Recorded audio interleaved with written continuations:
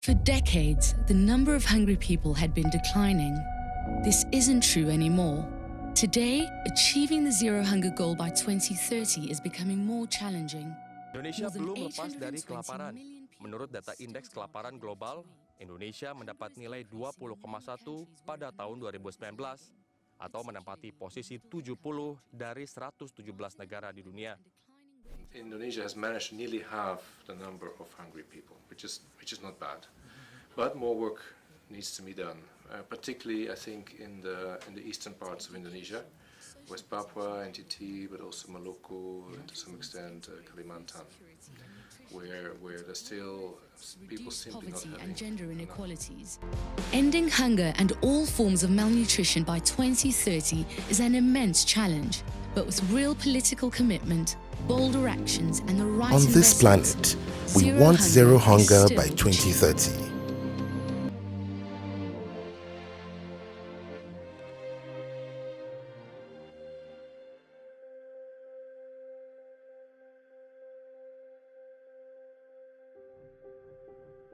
Masalah kelaparan di dunia saat ini masih belum teratasi.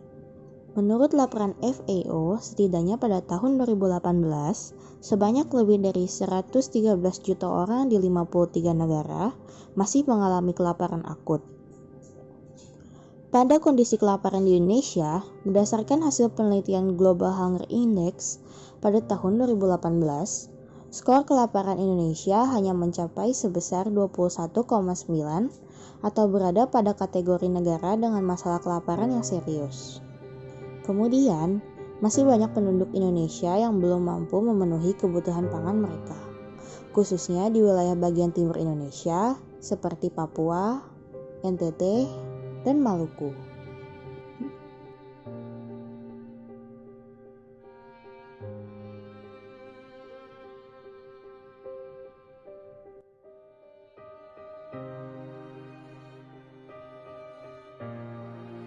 Menurut hasil Susena September 2016, sebanyak 7 provinsi Indonesia masih belum mencukupi kebutuhan standar konsumsi protein per hari, yaitu sebanyak 57 gram, yakni Provinsi Kalimantan Barat sebanyak 56,2 gram, Lampung sebanyak 55,38 gram, Nusa Tenggara Timur sebanyak 54,16 gram, Jambi sebanyak 54,11 gram, Maluku 50,86 gram, Maluku Utara 50,28 gram, dan Papua sebesar 43,49 gram. Kendala utama penyebab rendahnya tingkat konsumsi daging secara umum adalah daya beli masyarakat yang rendah. Selama ini, daging masih menjadi komoditas pangan yang mewah dengan harga yang relatif mahal. Salah satu indikator dari tingginya harga penjualan daging yakni dari tingginya permintaan daging yang belum bisa diimbangi dengan kecukupan produksi daging.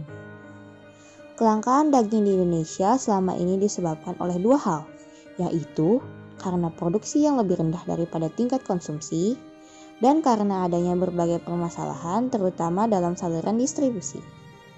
Dari sisi pendistribusian, Indonesia juga masih memiliki kendala penyaluran daging secara merata di seluruh Indonesia.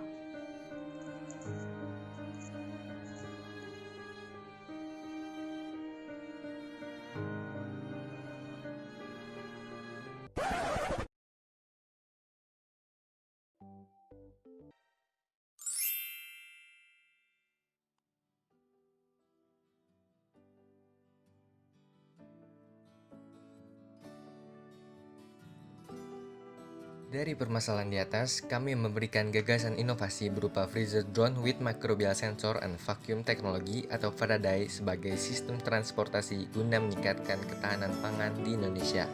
Selain itu, inovasi dari Faraday ini juga selaras dengan Sustainable Development Goals yang berfokus pada poin nomor 2, yaitu tidak ada lagi kelaparan, mencapai ketahanan pangan, perbaikan nutrisi, serta mendorong budidaya pertanian yang berkelanjutan.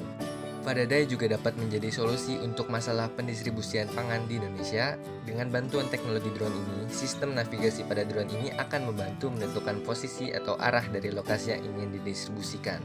Kemudian Faraday juga dilengkapi oleh fitur yang canggih, yaitu sensor mikroba dan teknologi vakum untuk membuat kualitas pangan supaya tetap fresh dan terjaga. Selain itu, Faraday menggunakan panel surya sebagai energi bahan bakar yang aman bagi lingkungan serta terhindar dari yang namanya polusi udara. Faraday dapat juga difungsikan oleh masyarakat umum maupun pemerintah sebagai moda transportasi pendistribusian pangan di daerah yang membutuhkan. Pada proses pendistribusiannya, nantinya Faraday ini akan diluncurkan dari pesawat milik pemerintah dan akan diluncurkan hingga kepada target dari lokasi pendistribusian yang ingin dicapai. Keuntungan dari Faraday ini, selain membantu pendistribusian pangan di Indonesia, Faraday juga diharapkan dapat membantu meningkatkan ekonomi perdagangan Indonesia, serta meningkatkan kesejahteraan dan kesehatan masyarakat Indonesia.